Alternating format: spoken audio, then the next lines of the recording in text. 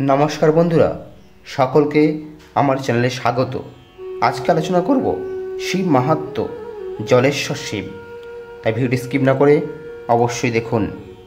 আজ শিব মাহাত্ম্যতে বাংলার প্রাচীন এবং প্রসিদ্ধ শিব মন্দিরের কথা আপনাদের বলবো। আজকের পর্ব নদিয়ার জলেশ্বর শিব মন্দির নিয়ে। এই মন্দিরের ইতিহাস খুব প্রাচীন, তবে জলেশ্বর মন্দিরে কোনো প্রতিষ্ঠালিপি নেই, তাই সঠিক দিনক্ষণ জানা যায় না।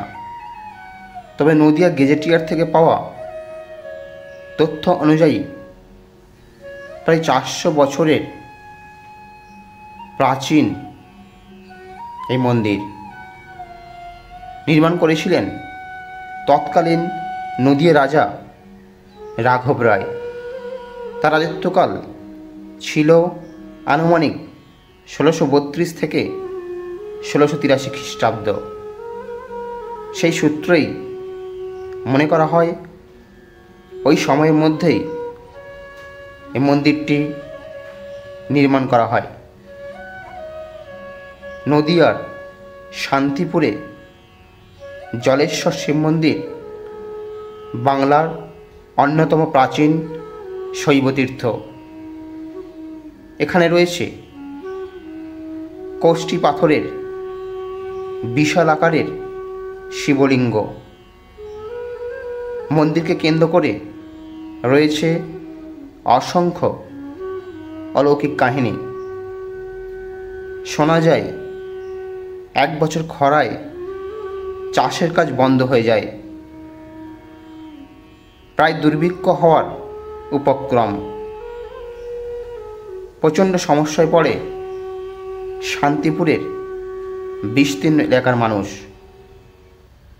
গ্রামের চাষিরা এক শিবলিঙ্গের মাথায় প্রচুর জল ঢালেন বৃষ্টির প্রার্থনায়। অলৌকিকভাবে ঠিক তার পরেই বৃষ্টি নামে, শস্য শ্যামলা হয়ে ওঠে ধরিত্রী।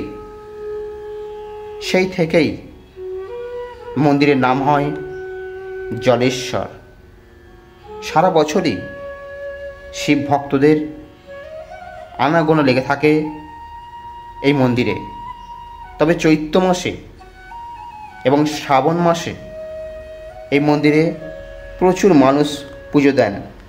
পাশাপাশি শিবের মাথায় জল ঢালতেও প্রতিদিন ভক্ত সমাগম হয়। আর শ্রাবণের সোমবারগুলিতে ভক্তদের ভিড় কার্যত উপচে পড়ে। চৈত্র মাস এবং নীল ষষ্ঠীতেও এখানে বিশেষ পুজো উপলক্ষে বহু শিবভক্ত আসেন।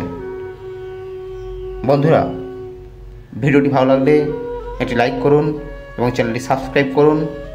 কমেন্ট বক্সে অবশ্যই লিখুন জয় শ্রীকৃষ্ণ।